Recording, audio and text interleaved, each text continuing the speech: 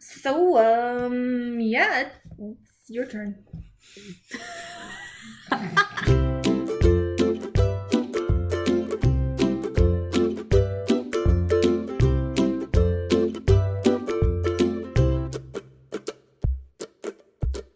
Welcome back to Girls Comic. This is your master of mediocrity, Erin, joined today with the Lieutenant of Literature, Jessica.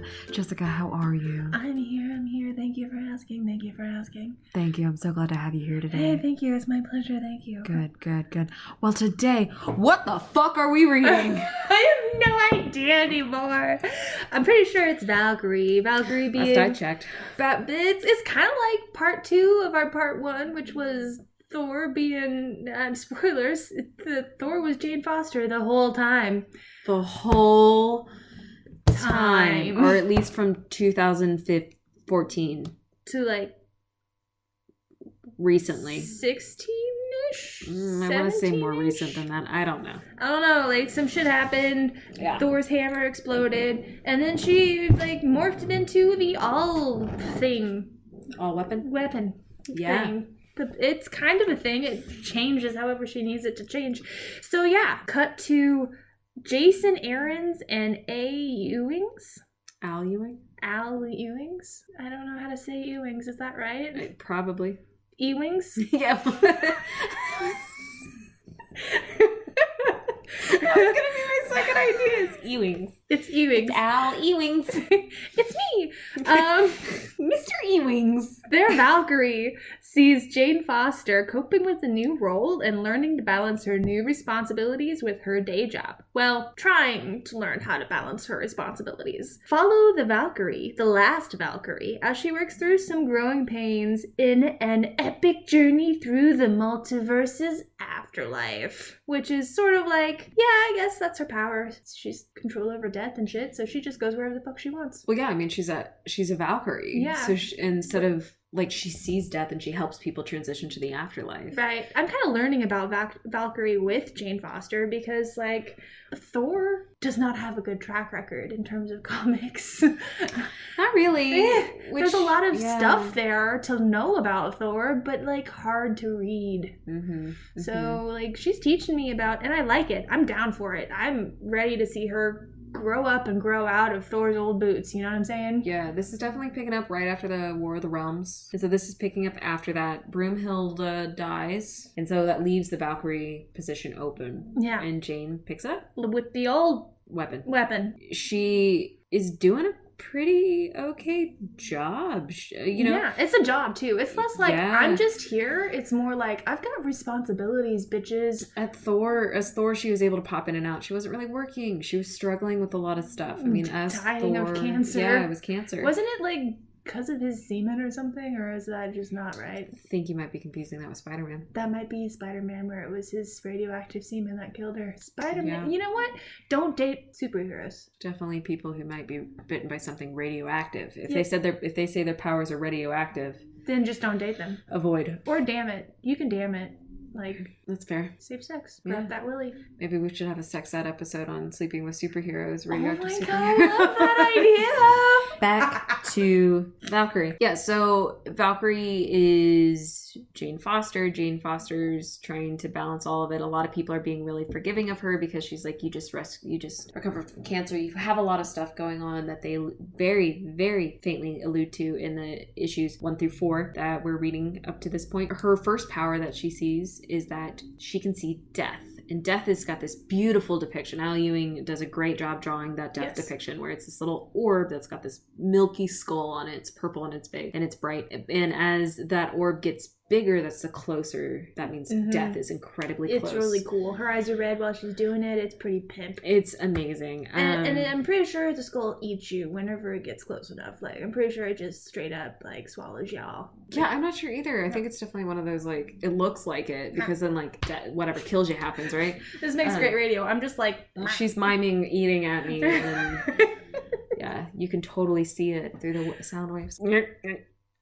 She does a really great job. And what's really solid about Jason Aaron's writing, like, I'm so excited that he's doing this because he did such a great job with Thor. Mm-hmm. But what's great about the writing in it is that they straight up allude to the fact that she's done this before. Mm-hmm. Like, it's not a different Jane Foster who's doing Valkyrie. It's the same Jane Foster who's doing Valkyrie. And she's like, I've done this before. I'll figure out new powers. It's great. She has this epic fight scene and she's like, you're right, I do have tricks up my sleeve because I've fucking done this before. Mm-hmm. Like I got moves. Yeah, she's very used to it. She's very trusting of this process of taking on this burden, this magical supernatural burden, and kind of carrying that forward and learning how to do it. And I really respect that about the writing. So unsexualized. God, this is the all-male team that I want to write all of my female characters. I was, whenever I saw Jason's name on it, I was relieved and excited and looking forward to it. Do you see artists and writers follow characters a lot? I feel like it's perfect that they followed her. I haven't been reading enough to really say. It feels right that they follow her. I mean, the art is different than it was. Yes. The one that we read last time. Yes.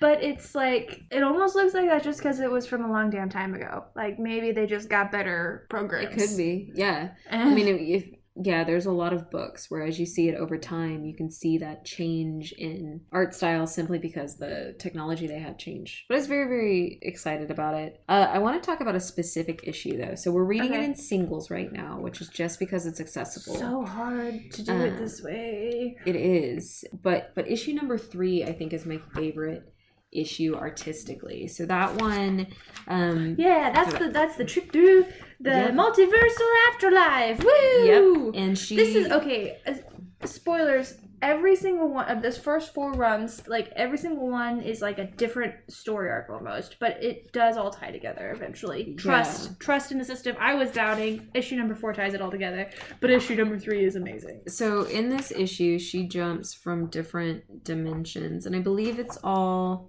they do have a bunch of different artists in it, which is a tactic that I really like in comics because they're using different artists to depict the different dimensions. And so I think that's, you can always tell when you've shifted someplace else because the line work and the designs are just a little bit different, or even the art programs used are just different. And they have just some really great shots, definitely when Valkyrie gets to the end of the journey in this one, that are just absolutely gorgeous. I love the narrative style. Yet another take on the Greek gods. Yeah. And I really do kind of like this of the book. They also have really good character design. I think that all the artists are very great at drawing characters without eyes. They've the teeth are really well drawn in this, and I know that's like a weird thing to focus on, but like I've noticed a lot of artists aren't really fond of expressions, and so mouths get a little flat and undetailed, but they have quite a few scenes in each of these issues that really pulls on that very well. There is a narrative thing that they do that I appreciate reading it as singles, which is at the start of each issue, they kind of do a recap of who Jane Foster and who Valkyrie are, alludes a little bit to what happened in the previous issue, which reading singles, since you're supposedly going from 1 month to 1 month without reading the story, it's a nice refresher. Might make it a little bit more difficult if you're reading a trade and you get through one issue and then it's like, all right, I'm Valkyrie, I'm Jane Thor, these are my problems, and it's like I literally just read that 20 something pages ago. But I like it because I picked up issue 1 a few months before we recorded this episode, and then read 2, 3, and 4 in quick succession. Oh, really? Yeah, I didn't read them 1 month at a time. And you read those and yours in quick succession as well. I read 1 and 2 at the same time, and that made sense. Yeah. 3 and 4 was a hell of a ride. Yeah. And I think 3, you're right, 3 does have some of my favorite art I've ever seen in comics, just because it's just, it's really important for the plot of the later story, I think. Like, these sort of hijinks she gets up to really lays the foundation of what's they're going to build on for the greater story arc of this. What did we say it was? The Sacred and the Profane Part 1. It's just so pretty. One of the artists' style goes so ethereal, and I'm just like, I would be down with somebody trying to make a comic in this art. This art definitely is like, hey, we're in a different plane or whatever. It feels very much like artistic movie sort of thing you're watching. Like, maybe this was an art film, but I'd be down with them trying just to do an art film in this comic style because it's just so good. And it doesn't say who does it? Who does that particular page? It does list the names of the artists, and I wonder if they did it in the order. But it's some good stuff. And they have a Stan soapbox at the end of the 3. Yeah. That's sad. Yeah. The first 4 issues, because it is all part of the same arc, like you mentioned, the Sacred and the Profane. I do think that the first 4 issues aren't a complete arc. There's definitely, I think, going to be like a 5, if not a 5 and 6 of this arc. Those just haven't been printed at the time of this recording. We were trigger happy. We wanted to get this shit going. Yeah, and I really like it. I'm glad we did. We can talk when the other 2 come out, or whenever they finish the arc. We can just have an episode for that. But it could be like a speed round. We'll be like, hey, update, the arc's fucking awesome. But I want to talk about the characters a little bit. Okay. There are, obviously Jane Foster Valkyrie is a character that's reoccurring. You would hope. But there are a lot of characters that are introduced that we definitely don't have time to experience. I definitely think more villains than good guys. We have Jane Foster's friend. We have a talking horse. Who I love. We have Jane Foster's bosses. And then we have a lecturer that she meets. And Doctor Strange shows up. Yeah. Which, by the way, I just want to point out, like, there aren't very many Marvel comics that I'm reading to, like, completion right now. But of the few that I am, I feel like Doctor Strange shows up in every fucking one of them. Like, does he even have his own comic? I mean, he does, but, like, dude, why are you in everything? Why is it? I guess everything's about magic and that's your gig, so of course you're gonna show up and, like... He's the Sorcerer Supreme. They even do weird shit for his art. Like, his art he never looks like he's just a part of the normal shit, because he's, like, ethereal, ultra-dimensional kind of guy. It just doesn't look like he fits in it. Oh, yeah. I mean, that one he's astral projecting. That scene in particular, he is astral projecting. Oh, okay. I guess that makes sense. Never mind. Womp womp. I don't understand how this works. It's Marvel. Whatever. Where are the movies? I read a lot of stuff with magical things in it, so I kind of gotten used to that. The reason it's my favorite thing for people to change the style of art when you're talking about different, like, I read a lot of comics where if the time period changes, or again if the dimensions change, they change the artist for it, and I love that they do that. Moon Knight, Jeff Lemire's Moon Knight does that. Like, it's a standard thing. Bitterroot, they have an entire thing where, like, 3 different stories are happening at one time, and so to demonstrate that they're different stories, they all have, like, different background color themes, like one's purple, one's green, one's yellow, you know, that kind of stuff, so you can track that they're different. Yeah, it's great stuff. But again, if you catch it, if you're smart enough to catch it, because I womp womp, they got me. I'm here to help you. Here to help you. But yeah, again, there's not a lot of time to get to know the characters in it. No. This is a very, very fast-paced first 4 issues, which is fine. What I did notice is that of the characters they've introduced, most of the bad guys are male. Again, Marvel world, most of the characters are just going to be male anyway.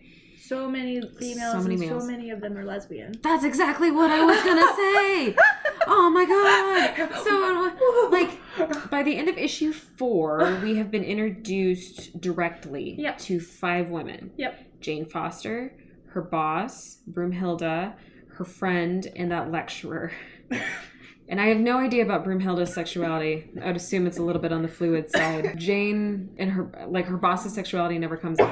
But yes, her roommate and the lecturer are like, we have girlfriends. Like, it's very... I hope it's not my ex. So I was like, okay, cool. We have a lot of lesbian women, which is awesome. Love it. Yes. Where they lack diversity and maybe skin tone and body shape, they at least are like, we got 2 lesbians, 2 of 5 women. Like, I feel like sometimes these kinds of books sort of are just like, all right, where are all of our side female characters that exist already in the universe? And then they go, you're all part of the girls' club. And they just sort of huddle them up and they're like, now kiss. Fair.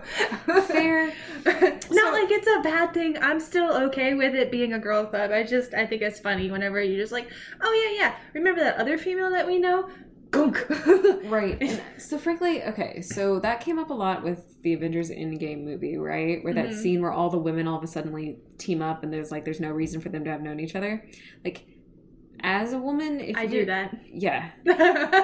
Like, Now, in the context that it happened in that movie, probably not going to happen. These women have literally, more than likely, not seen each other before then. But if by the time that Valkyrie happens, with all the wars, with all the crossovers and things like that, in all likelihood, yeah, you've met each other and you're like, cool, you're the only lady. Did you probably get along? No. But would you know who they are? Yes. You would definitely know who they are, and you'd have gotten their digits, because even if you weren't, like, in love with them, like, it's a lady that you're going to be able to talk to about this shit. And be like, hey, I'm stuck fighting this bank robbery and I need a tampon. I don't know. That's like a really like pastiche kind of thing. But it could literally like there are things that happen in life. Like, I lost my pants. Can you bring some pants? I'm in my superhero outfit and I need my pants. Or even just like, can we go get a drink? Yeah, like, I'm Black Widow and I really, really need a bitch about things. I've had a bad day. And what's up, Valkyrie? Like, we, you know. Give me them digits. Because I mean, I've had coworkers where I'm like, I wouldn't call you my friend, but can we go just sit and talk about what it means to work, like, as where a woman we are, in this field? With the people that we are working with. Yeah. That's the other thing, too, is like, yeah, okay, Superman's cool, but he's kind of a dick, right? Yeah, I thought so, too. He's just kind of got to stick up his ass. Like, and that's the kind of thing that superhero girls team up to talk about. It's canon now. Yeah, and you probably fight fine with each other. Like, no big deal. Yeah. Like, no big deal. I gotta say though, like, I literally had that happen. I had to go somewhere for work, and like 2 people I didn't know, and I was like, the Spice Girls taught me well, girl power, baby. I'm on her side. I'll help run you over if I need to. And the girl was like, fucking hell yeah! And the whole rest of the time we were like, yep, we're gonna run you over. Yeah, woo, toot toot, girl train. Yeah, no, definitely. So, which sounds sexual. Now that I've said it, that's probably gonna get edited out. Girl train. Or I'm just gonna take the word back. I'm taking the word back. That's it. Yeah, we're gonna move it more like a party train. So the big baddie that they're resolving for this arc, though, Grim Reaper. Never encountered Grim Reaper before. That guy is missing a tooth. He's got fucking good design, though. I mean, he really looked like he's been beaten up. He has a great still at the end of episode 4. Whatever, volume 4. Not volume 4. When you talk about episodes, though, I would love to see this adapted into a TV show with a budget. Like, put this on Disney Plus. Yes. Yeah. But like this is, I mean, he's definitely got. It's a great shot. That's like a cover shot. Yeah, like, there's some art in this book where I'm like, that could have been a cover. Like, it's better than the covers are great, but there's definitely some things where I was like, that could have been a Doctor Strange cover. That could have been like a Daredevil cover. Well, and what's kind of cool about the way that Aaron and Ewing talk about, like, the way that they write, even in the Mighty Thor, whenever she was doing the Mighty Thor, like, they're like, yeah, there's a lot of shit going on in the Marvel Universe. And they kind of like, kind of jokingly refer to, like, he kind of died and he came back to life, and then he died again, and then he came back to life, and then he died again. And here we are now. And I like the way they do that, because they kind of smooth over the bumps and make it so much more accessible. And kind of on that note, so Valkyrie being a new hero for this one, it makes me think of some of the reading I've been doing for Miles Morales' Spider-Man. So Miles Morales, the baby, every issue that comes out is building up his canon and his universe and his villains, right? Valkyrie fights Bullseye. And I love how Bullseye is like, did you ever date Daredevil? Yes. Like, these new heroes are carrying the burden of old heroes. Because in the Miles Morales Spider-Man that's happening right now, it's really great because he ran into Rhino. He's running into Tombstone, Kingpin, all these people who aren't his problem. And they're Peter Parker's problem. Why are you fighting me? Yeah, and he has to deal with the burdens. And they're even like, oh, what's up? It's Junior. Look at you. And it's like Carnage and Venom and everyone. And he's like, well, I love it. So I love that they're just like, do you ever date Daredevil? And Valkyrie's like when I read that, I was like, great, she has to carry some other person's problem. Oh my god, did you catch the shade thrown on the other one? I think it was number 3. The shade. You brought up Spider-Man. She fucking spikes Spider-Man on, because she is trying to save this guy. She doesn't successfully save him. Oh, yeah. But didn't Spider-Man kill somebody that way? Yeah. Yes. Grabs the guy with like a lasso or something right before he splats, and then she goes, oh shit, didn't Spider-Man kill? That is the hardest core thing I've ever fucking read. I was like, oh damn. Like, There are a lot of superheroes that came before her. She's got to learn from their mistakes. But like, yeah. But like, oh, son of a, that is one of the most gut-wrenching moments in comic book history. And she just casually was like, oops. Nope. Oopsies. Pretty sure somebody else did this and it didn't end well for them. Nope. Oh, geez. Yeah, no, it's really good. And it makes it worth it to read something in the Marvel Universe, because there's obviously a lot of shit I'm not going to pick up on. But little things like that, when you do understand what they're talking about, you're just like, I've made it, guys. Yep. There you go. I'm one of the coterie. I got an in joke. I do have to say my favorite character is Mr. Horse. Agreed. Yeah. Even though I like the roommate a lot. I do. It's kind of hard to decide who's my favorite, but I think I love Mr. Horse just for the absurdity. There's a thing about the animal sidekicks where I'm like, they are absurd, and I love them for it. Because he's like, I ain't, whatever the high English he's talking, where he's pretty much like, I ain't one of them posh horses that get to hang out in the stables. I'm a working horse. I'm not an a hard day's work for a hard hay. Like a hay's worth. And it's like, he's kind of Cockney. I think he's probably Cockney. Oh, well, I'm going to do Southern because I'm not fucking Cockney. Like, that's a good point. I don't know why it looked like it was Cockney to me. It does look like it's Cockney, but I'm not going to try to act like that accent. You will. Well, please do, though, so I can just have the footage next of it. Next time. And he kind of wins just because his introduction is smacking her on the head with his hooves. It's fucking funny. Funny as shit. Yeah. She's like, did you just talk? Yeah. Also, though, Bullseye, great creativity. Yeah. In doing that. Mm-hmm. Like, just... You didn't date Daredevil, did you? Yeah. What a creepy line with, like, the blood down his face and him, like, with his teeth, like, all junked I'm up. sure people who actually, like, are invested in that character are kind of mad at how, like, just bloodbathy they made him. Like, they didn't give him... he's supposed to be... He's a killer. No, I know, but Marvel does the thing where they, like... Yeah, soften it up. They really did. I was kind of terrified... of him. Like, I was like, this guy's gonna kill everyone. And you could see crazy.